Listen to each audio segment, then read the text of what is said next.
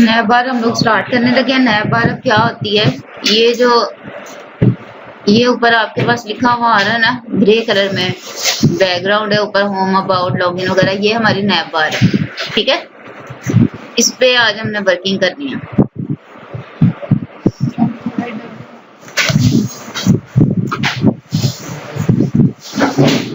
ये बूटस्ट्रैप की नैब्स है। ठीक है, नैब बार को नैब बोल रहे हैं, हेडर भी इनको कुछ लोग कहते हैं, लेकिन ये यूज नैब बार से होती है। सबसे पहले तो आपको पता होना चाहिए कि नैब होती क्या है और इसका एलिमेंट क्या है। एलिमेंट हम इसका जो यूज करते हैं वो नैब का एलिमेंट होता है। ठीक है, साथ साथ अप्लाई कर रही हूँ। नैब बार के लिए हम लोग नैब का एक एलिमेंट देते हैं। मेरे पास पेज या स्लीप नहीं है, इस वजह से इसी तरीके से शो हो रहा है।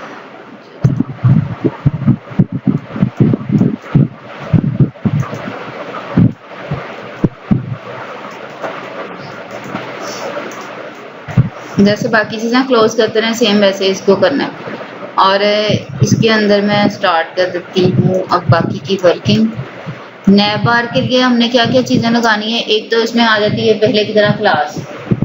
ठीक है, क्लास के अंदर हमने बताना होता है कि इसको हमने कौन सी मतलब चीज देनी है, कलर, बैकग्राउंड कलर या जो भी CSS अप्लाई करनी है उसके लिए हम यूज करेंगे। दूसरी चीज जो इसमें हम लोग लिखते हैं नैब के अंदर, उसको हम बताते हैं कि नैब बार हम लोग बना रहे हैं और नैब बार किस तरह की बना रहे हैं।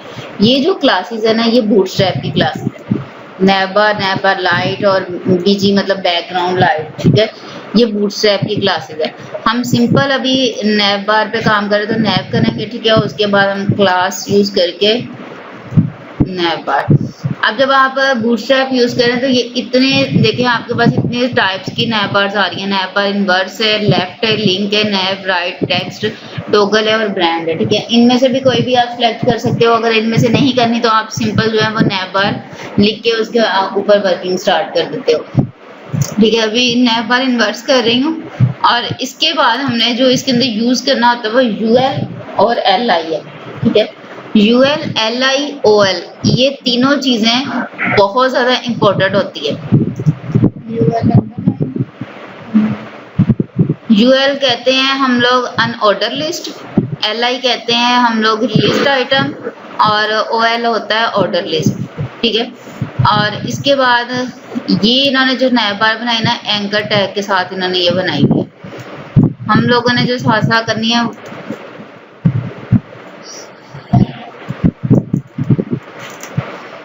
प्रैक्टिकल वर्क के साथ साथ ही करती हूँ।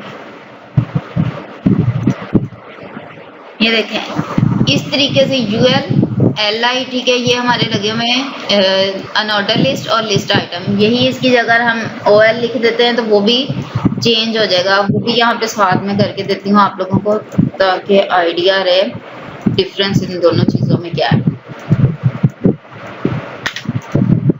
हम जब काम करते हैं वर्ड की फाइल में तो हम लोग पॉइंट्स बनाने के लिए बुलेट्स का यूज करते हैं। तो जो काम बुलेट्स कर रहे होते हैं ना, वो काम हम लोग UL में वेब डेवलपमेंट के अंदर करते हैं। ठीक है, इसके अंदर UL जब हम लेते हैं अनऑर्डर लिस्ट तो हमारे पास जो आते हैं पॉइंट्स वो बुलेट्स की शक्ल में आते हैं। अगर हम OL यूज करते हैं तो OL के अंदर आने वाले पॉइंट्स हमारे पास काउंटिंग की सूरत में आते हैं या फिर ABC की सूरत में आते हैं और इसमें रोमन में भी आते हैं। ठीक है, वो उसके लिए हम लोग डिफरेंट वर्क करते हैं, मेथड यूज करते हैं, तो जिसकी वजह से वो फिर ABC और रोमन में आ जाते हैं। मोस्टली नैब बार जब हम बनाते हैं तब हम उसके अंदर UL और LI का इस्तेमाल करते हैं क्योंकि इसके अंदर बुलेट्स में बन जाता है और फिर हम इनकी डेकोरेशन को नन कर देते हैं। जब डेकोरेशन नन करेंगे ना तो बुलेट्स जो है वो रिमूव हो जाएंगे। अब उसने क्या किया है, एक अनऑर्डर लिस्ट ली है एलिमेंट, इसके अंदर ही हमारे लिस्ट आइटम लगना है कि मतलब जितनी हमारे पास लिस्ट है आइटम्स की वो बतानी है हमने। तो इसके अंदर एक एंकर टैग लेंगे, एंकर टैग के अंदर हम उसको होम बताते हैं, ठीक है, न्यूज बताते हैं और ये कॉन्टैक्ट अबाउट वगैरह बता रहे हैं। तो ये इस तरीके से हमारे पास एक नैब बार आ गई। लेकिन हमें नैब बार ऐसे तो नहीं होती, ये तो साइड बार की तरह बन गई है। ठीक है ना, तो हमें नैब बार जो लेनी है उसके लिए अब वर्किंग करेंगे हम वर्टिकल नैब बार पे। ठीक है, इसमें क्या कर रहे हैं, एक तो ये सॉरी ये वर्टिकल है, हमने हॉरिजॉन्टल पे काम करना है।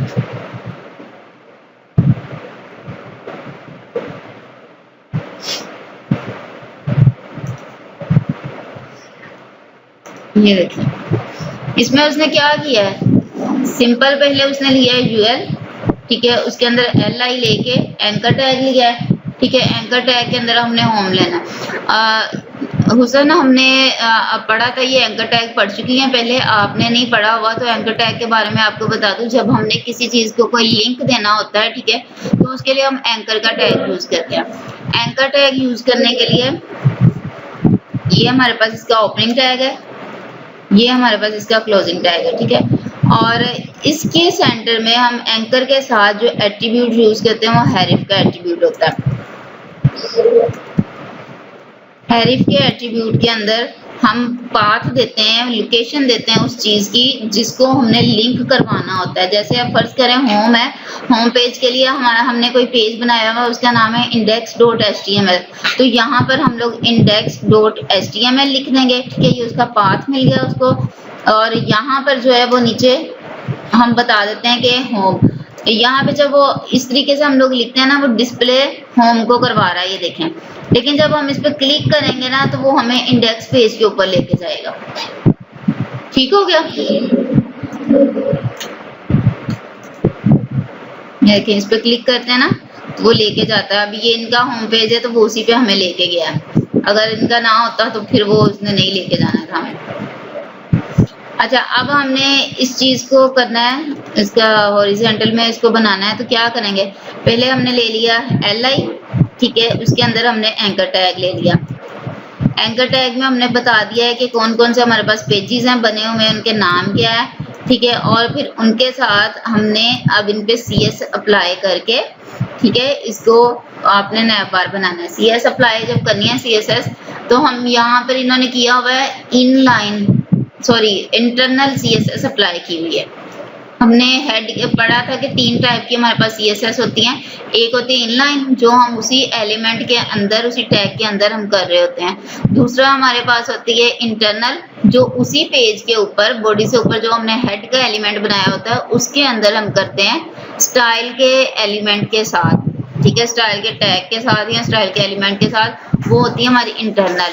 और जब हमने किसी दूसरे पेज पे CSS अप्लाई की होती है, ठीक है, और उस पेज को हम लिंक करवा देते हैं अपने इस पेज के साथ, तो वो हमारी हो जाती है एक्सटर्नल CSS। अभी जब हमने UL और LI को कर लिया, उसके बाद हम लोगों ने यहाँ पे बताना है, इंटरनल में हम लोग ले रहे हैं स्टाइल का एलिमेंट, ठीक है, उसके अंदर हम इस वाले UL को टारगेट कर रहे हैं। ये वाला UL हम लेके इसके ऊपर CSS अप्लाई करेंगे, UL को ऊपर कॉल करवा रहे हैं, ठीक है, करली ब्रैकेट लगाते हैं, और अब हम यहाँ पे अप्लाई करते हैं लिस्ट स्टाइल टाइप के। हमें ये जो लिस्ट हमने बनाई है लिस्ट आइटम की, इसके स्टाइल को कौन सी टाइप देनी है, ठीक है, तो वो हम नन कर देते हैं। नन से मुराद वो जो हमारे पास आ रहे थे बुलेट्स वगैरह आ रहे थे वो खत्म हो गए, ठीक है। अगर हम नहीं करते तो वो चीजें वैसे ही हमारे पास डिस्प्ले होंगी।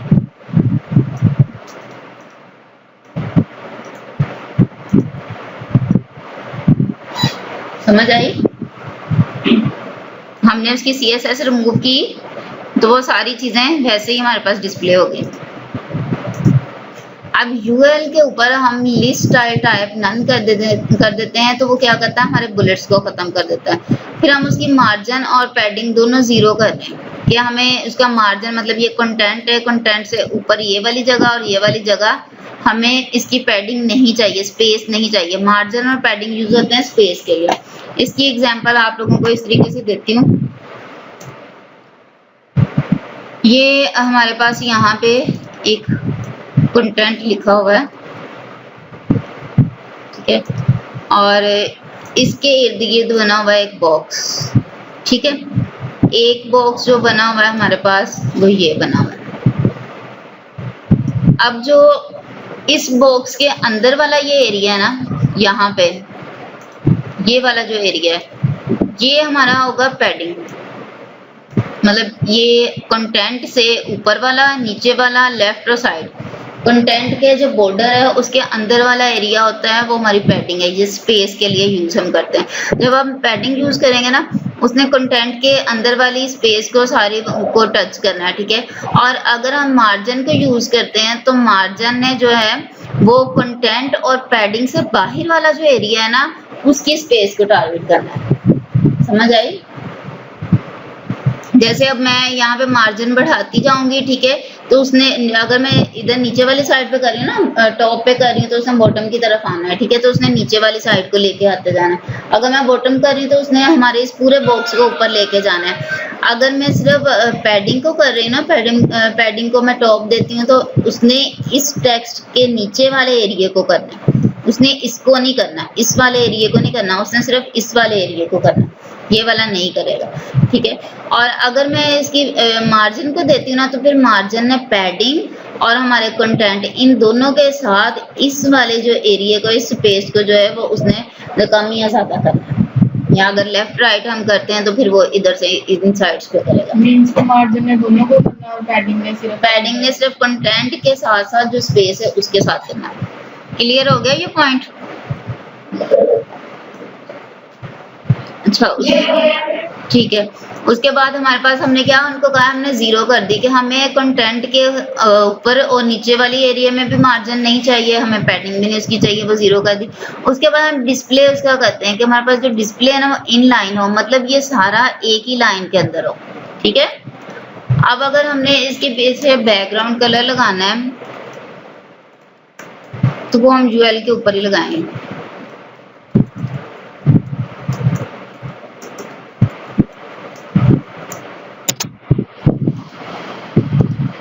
ठीक हो गया। अब चाहते हैं टेक्स्ट का कलर चेंज हो जाए, उसके लिए हम लोग कलर की प्रॉपर्टी यूज करेंगे। वैल्यू उसकी मैं वाइट दे रही हूँ।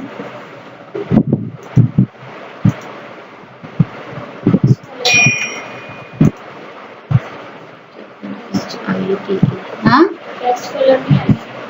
नहीं टेक्स्ट कलर नहीं आता, यही आता है।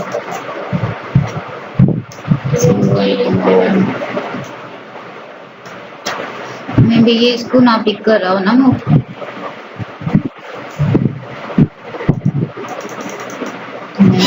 अच्छा, समझ आ गया। ये इधर नहीं आना, यहाँ पे एंकर टैग के साथ आना है। एंकर टैग के साथ इसको LI के बाद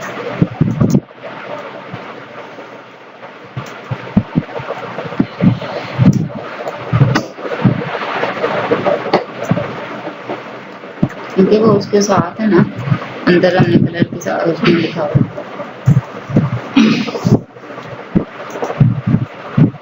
ठीक है। अगर हमने उसी को बैकग्राउंड कलर देना है तो यूएल के ऊपर ही हम उसको बैकग्राउंड कलर दे देंगे, और LI जो है वो इनलाइन हो गया, मतलब एक लाइन में हमारा आ रहा है। अगर इसको रिमूव करें LI को तो आप देख लो, अगर हम लोग यहाँ पे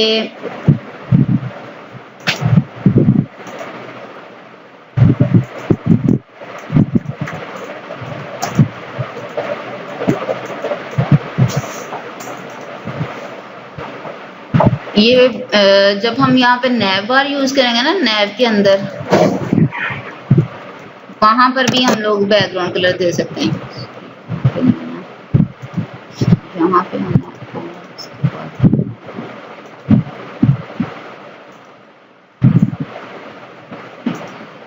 ठीक है, ये अब भी हमारी नैव बार बनती है। इसके अंदर हम कलर फिर इसको नैव को देंगे, बैकग्राउंड कलर जो हमने ऊपर दिया हुआ ना वो नैव के साथ हम लोग यूज करेंगे।